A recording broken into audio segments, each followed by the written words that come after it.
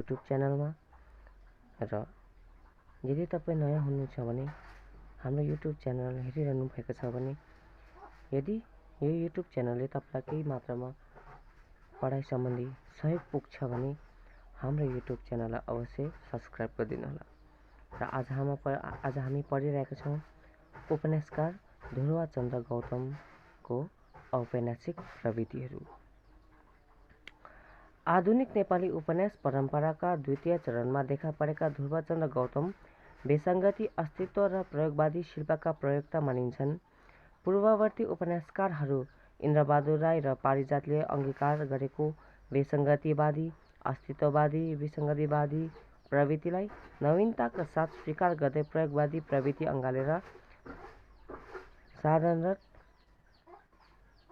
रहने गौतम 2024 देखि लिएर 2040 मा बढी विसङ्गतिको आलोचक बन्दै प्रस्तुत भएका छन् भने 2024 देखि लिएर 2061 सम्म आइपुग्दा विसङ्गति प्रयोग र नवप्रयोगमा रमाएका देखिन्छन्। उपन्यासकार गौतम आफ्ना उपन्यासमा अस्तित्व, विसङ्गति, प्रयोगात्मक शिल्प, नवविधा प्रवर्तन, विधा निर्माण, विधा भञ्जन, मिथक, स्वैरकल्पना, चेतना प्रवाह शैली र सूत्र उपन्यासका प्रयोक्ताका रूपमा देखिएका छन्। उनको उपन्यास यात्रा अन्त्यपछिदेखि भीमसेन 4को खोजीसम्मको 17वटा एकल लेखन भएका उपन्यासका आधारमा औपन्यासिक प्रवृत्तिको निर्कोल गरिएको छ।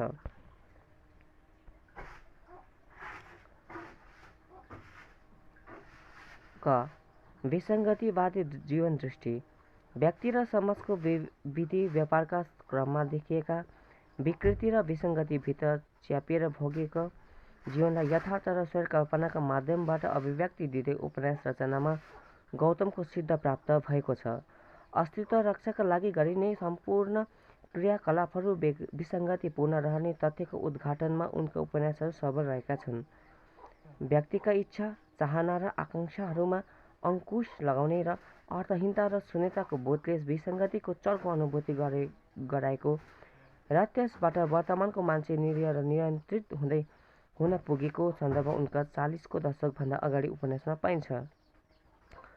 यही चपेटमा अन्त्यपछि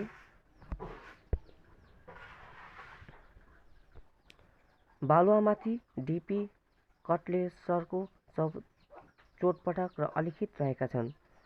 अलिखित र यसपछिका उपन्यासमा पनि राजनीतिक र आर्थिक पक्ष सघन र सामाजिक र आर्थिक गौण रूपमा रहेका विसङ्गतिको बोध गर्न बाध्य जीवनको उल्लेख पाइन्छ। सामाजिक, सांस्कृतिक र नैतिक पक्षसँग सन्निहित विसङ्गति बढी गम्भीर प्रभाव पर्ने देखिएका छन्। उपसंहार अर्थात् चौथो अन्त्यको नैतिक पक्ष दुविधा, अग्निदत्त जोग अग्निदत्त र फूलको आतंक यसका उदाहरणहरू हुन्। प्राय सबै औपन्यासिक कृतिहरूमा आर्थिक, राजनीतिक, सामाजिक र जैविक असङ्गतिबाट सिर्जना भएका विभिन्न समस्याहरूको उपस्थिति भएको पाइनु गौतमका अभिव्यक्तिका निजी प्रवृत्ति हुन्। समसामयिक युगीन समाजमा विसङ्गतिपूर्ण यथार्थलाई विसङ्गतिको केन्द्रमा राखेर प्रस्तुत गर्ने कलामा गौतमको निपुणता छ। मान्छेका निरर्थकता, व्यर्थता, तनावग्रस्तता, विसङ्गति जस्ता मूलभूत प्रसङ्गहरूसँग सम्बन्धित विसङ्गतिलाई आन्तरिक तहमै राखेर प्रस्तुत गर्नु उनको प्रवृत्तिगत विशेषता रहेको छ। विसङ्गतिकै केन्द्रीयतामा गौतमको जीवन दृष्टि भएकाले उनका सबै उपन्यासमा कहीँ प्रबल रूपमा र कहीँ गौण रूपमा विसङ्गतिवादी जीवन दृष्टि व्यक्त भएको पाइन्छ। विसङ्गतिवादी चिन्तनका आधारमा कृति रचना गर्ने र यसलाई केन्द्रीयता तथा उत्कर्षमा पुर्याउने इन्द्रबहादुर राई र पारिजातले वर्णन गरेको विसङ्गतिवादी जीवन दृष्टिलाई आत्मसात गर्दै र केही वैयक्तिक भिन्नताका साथ नवीन प्रयोग गर्दै उच्चतामा पुर्याउने गौतमको केन्द्रीय प्रवृत्ति विसङ्गतिवादी जीवन दृष्टि रहेको कुरा बढी उपन्यासमा भएको अभिव्यक्तिबाट खुल्दछ। विसङ्गतिवादी चेतना प्रारम्भ र मध्यवर्ती प्रहरपछि अत्यन्त प्रबल हुँदै आएको पाइन्छ। बढीमा चेत चन्द्रका अभिव्यक्तिबाट विसङ्गत लेखनसँग परिचित भइसकेको तथा र द थिएटर अफ द एडभर्सको गहिराइमा पुगिसकेको सन्दर्भको प्रस्तुतिले गौतमको विसङ्गतिवादी चिन्तनप्रतिको रुचि प्रबल रहेको पुष्टि हुन्छ। विसङ्गतिवादी चिन्तनको गहिराइमा पुगेर नेपाली समाजको सामाजिक, आर्थिक र राजनैतिक परिवृत्तमा रहेर औपन्यासिक अभिव्यक्ति दिनु विसङ्गतवादी चिन्तनप्रतिको अभिरुचि हो भन्ने पुष्टिन्छ।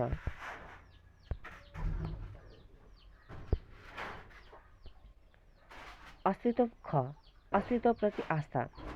अस्तित्व कायम गर्नका लागि निरन्तर सङ्घर्ष गरिने पात्रका जीवन भोगाइ, पराधीनता, व्यवस्था र बाध्यतालाई उपन्यासमा ठाउँ दिएको छ। विसङ्गतिका चापभित्र परेर पनि अनवरत रूपमा लडेर अस्तित्व प्राप्तको खोजी गर्नु उनका पात्रहरूको दैनन्दिन क्रियाकलाप हो।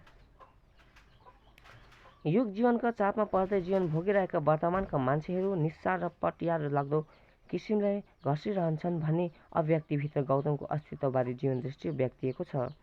अन्त्यपछि बलुवामाथि डापी अलिखित स्वर्गीय हिरादेवीको खोजीभित्रको अस्तित्व केन्द्रित चेत गौतमको सक्रिय रहेको छ।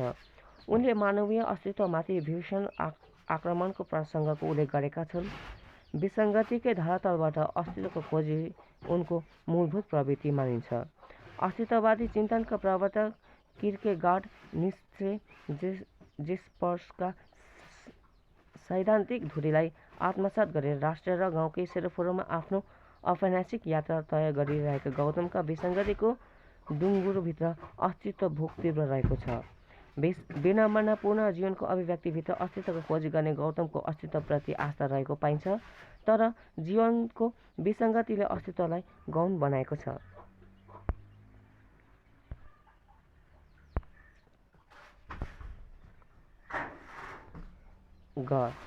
प्रयोगवादी प्रवृत्तिप्रति प्रतिबद्धता। उपन्यासका गौतम प्रयोगवादी प्रवृत्तिप्रति बद्धता रहेका छन्। प्रचलित मान्यता विपरीत प्रविधिको विकास गरेर तथाकथित आधारभूत उपकरण बिना पनि उत्कृष्ट उपन्यास रचना हुन सक्छ भन्ने विश्वासका साथ उपन्यास लेखनमा प्रयोगवादी धारालाई उच्चतामा पुर्याउने काम गौतमबाट भएको छ। परम्परा प्रचलित प्रवृत्तिको सीमाभित्र नियन्त्रण नभई मौलिकपनका साथ औपन्यासिक शक्ति प्रदान गर्ने गौतम यस फाँटका अगुवा उपन्यासकार हुन्। प्रचलित मान्यताप्रतिको अस्वीकृति उनको प्रत्येक उपन्यासले व्यक्त गरेका छन्। नवीन मार्गको यात्रा तय गर्ने रुचि राख्ने गौतम सर्वथा नौलो र भिन्न स्वादका कृति रचनामा दत्तचित्त रहेका छन्। अन्त्यपछिले प्रयोगको उत्कृष्ट नमुना प्रस्तुत गरेको छ। प्रयोगधर्मी मान्यतालाई आत्मसात गर्दा गर्दै पनि पूर्ववर्ती उपन्यासकारका प्रवृत्तिलाई पनि त्यत्तिकै मात्रामा स्वीकार गरेको पाइन्छ। राय र पारिजातका औपन्यासिक प्रवृत्तिबाट पूर्ण रूपमा पृथक पनि नभएर आफ्नो छुट्टै पहिचान बनाउँदै उपन्यास क्षेत्रमा देखाएका गौतममा प्रयोगवादी चेतना पाइन्छ। उपन्यासको संरचना प्रविधिमा न्यूनयको पहिलो कृति अन्त्यपछि हो। प्रयोगको परम्पराको थालनी रायबाट पनि नभएको होइन, तर पूर्ववर्ती उपन्यासकारभन्दा नवीन लक्ष्य र शैलीको प्रस्तुतीकरण गर्दै नौलो ढङ्गमा देखिनु उनको निजी प्रवृत्ति हो। यस क्रममा डीबी कटलेसरको चोटपटक, अलिखित, उपसंहार अर्थात् चौथो अन्त्य, द्विविधा, अग्निदत्त, फलको आतङ्क, मौन, भीमसेन 4 को खोजी सबै नै प्रयोगका उपजका रूपमा आएका छन्। गौतमको उपन्यास लेखन तथा प्रयोगको नवीनता उत्तरवर्ती उपन्यासमा आएर झन् टटकारिएको छ। गौतमको उपन्यास लेखन तथा प्रयोगको नवीनता उत्तरवर्ती उपन्यासमा आएर झन् टटकारिएको छ। विक्रमको 40 को दशकपछि उनका नव प्रयोगतर्फ रुचि बढेको र सफलताको श्रेणी बढ्दो रूपमा रहेको पाइन्छ। समकालीन युगका मान्छेले भोगेका कष्टकर जीवनलाई यथार्थवादभन्दा टाढा नगरेर प्रस्तुत गर्दै त्यसमा नवीनताको स्वाद दिनु उनको व्यक्तिनिष्ठ प्रवृत्ति नै हो। उनी प्रयोगवादी यात्राका अग्रणी यात्री त हुँदै हुन्, त्यसमा पनि नव विधाको प्रवर्तन, नव प्रयोग, विधा मिश्रण, विधा भञ्जन र सूत्र उपन्यासको थालनीका साथै अनुभवोपन्यासको प्रस्तुतिमा पनि अगुवा नै रहेका छन्। फूलको आतङ्कबाट प्रारम्भ भएको सूत्र उपन्यास प्रविधि बाढीबाट विधा भञ्जन र विधा मिश्रणको परम्परा तथा नव प्रयोगको शैलीको उनको प्रयोग नव प्रयोगवादी प्रविधि खारिएर अघि बढ्दै आएको प्रमाणित हुन्छ। यसका उदाहरणका रूपमा मौन, तथाकथित सशब्दीको अन्तिम प्रेमकथा र भीमसेन 4को खोजीसम्म रहेका छन्। सूत्र उपन्यासको लेखन मात्र होइन, विधाको नामकरण समेत गर्दै फूलको आतंक प्रस्तुत गर्नु तथा परम्परामा सापेक्षमा विधा भन्ज्यानका रूपमा प्रस्तुत गर्नु, सूत्र कथालाई उपन्यासमा अन्वित गर्दै विधा मिश्रण गर्नु वा नव विधा निर्माण वा नवप्रयोग गर्नु प्रयोगवादी प्रवृत्ति मानिन्छ। त्यसका अतिरिक्त विधा उपविधाको निर्माण पनि उनको प्रयोगभित्रकै प्रयोग हो। उनको उदाहरणका रूपमा बाढीलाई लिन्छ। संस्मरण तथा आत्मकथाको रूपको प्रस्तुति नै बाढी हो।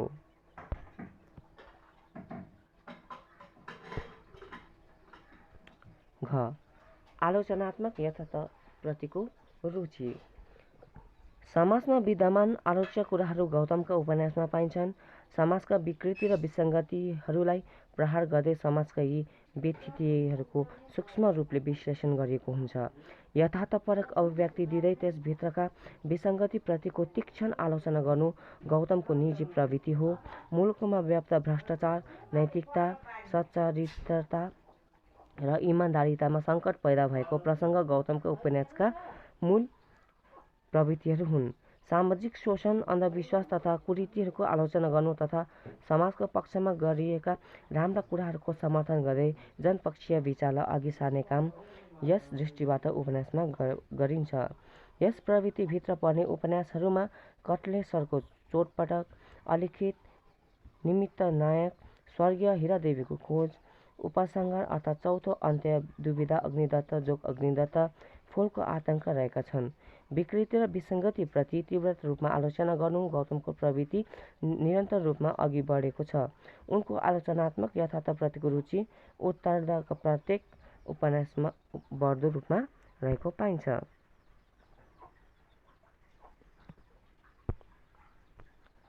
अङ्ग. यौन भावनाको नग्न रूपको प्रस्तुति।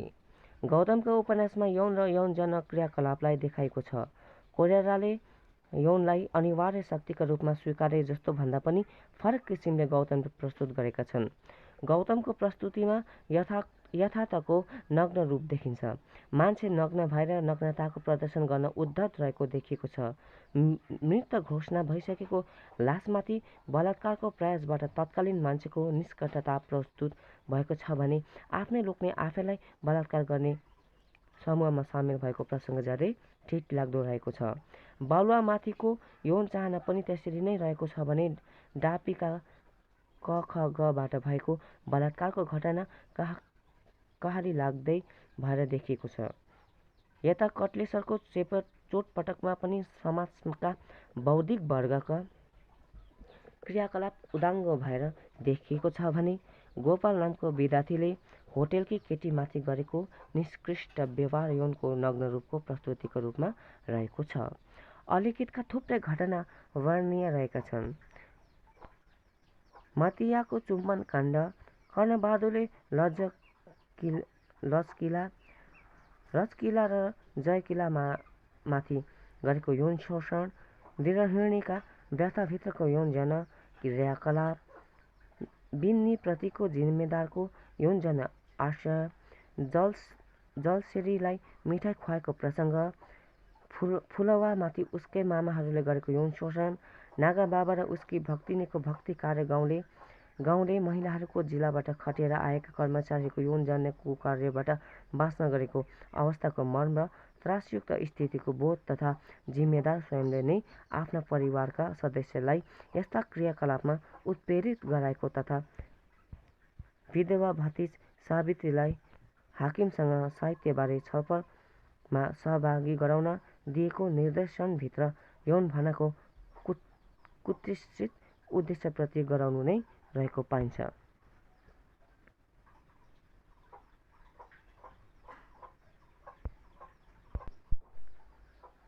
च. व्यङ्ग्यात्मक प्रस्तुतिमा प्रबलता। उपन्यासका गौतमको रुचि समाजमा व्याप्त विकृति र विसङ्गतिप्रति तीव्र रूपमा व्यङ्ग्य गर्नुमा रहेको छ।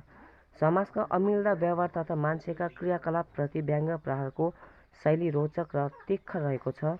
सामाजिक विकृतिलाई सामान्य ढङ्गले प्रस्तुत गर्नु उनको कुशलता हो। व्यङ्ग्यका स्रोत सामाजिक आर्थिक र राजनीतिक रहेका छन्। यही भित्र हुने क्रियाकलापप्रति ढाड सुस्किने गरी प्रहार गर्नुमा उनको रुचि रहेको छ। श्याम व्यङ्ग्यको प्रयोगमा सफल गौतम प्रस्तुतिका क्रममा प्रतीक, मिथक, स्वैरकल्पना आदिका माध्यमबाट तीव्रताका साथ प्रहार गर्दछन्। व्यङ्ग्यको प्रयोगको सन्दर्भमा समसामयिक युग जीवनका विसङ्गतिप्रति तीव्रता आएको देखिन्छ भने उनका श्याम व्यङ्ग्यले नेपालीमा व्याप्त अन्य अत्याचार, शोषण, दमन, दुराचार र अस्तव्यवस्थाप्रति तीखो टिप्पणी प्रस्तुत गरेको पाइन्छ। युगीन परिवेशभित्रका मान्छेको जीवनको विसङ्गति र विकृतिप्रति मनोव्यङ्ग्यात्मक रुचि, हाँसो तथा विनोद व्यङ्ग्य प्रहार गर्ने अधुनातन प्रवृत्तिको रूपमा रहेको व्यङ्ग्यले विनाग्र घोचोज गर्ने गर्दछ। र हामीले भर्खर मात्रामा पढिसक्यौँ उपन्यासकार ध्रुवचन्द्र गौतमको औपन्यासिक प्रवृत्ति। र हामीले आज यति नै हाल्ने प्रयास गरेका छौँ। अझ तपाईँहरूलाई अधिक चाहिए मात्रामा हामीसँग सम्पर्क गर्नुहोला र 9593851917 यो हाम्रो वाट्सएप नम्बर हो। यदि तपाईँलाई कुनै पनि विषयको सामग्रीहरू चाहिए, यदि हामीसित त्यो सामग्री उपलब्ध छ भने अवश्य हामी तपाईँलाई दिनेछौँ र यो नम्बरमा हामीसँग सम्पर्क गर्नुहोला। धन्यवाद।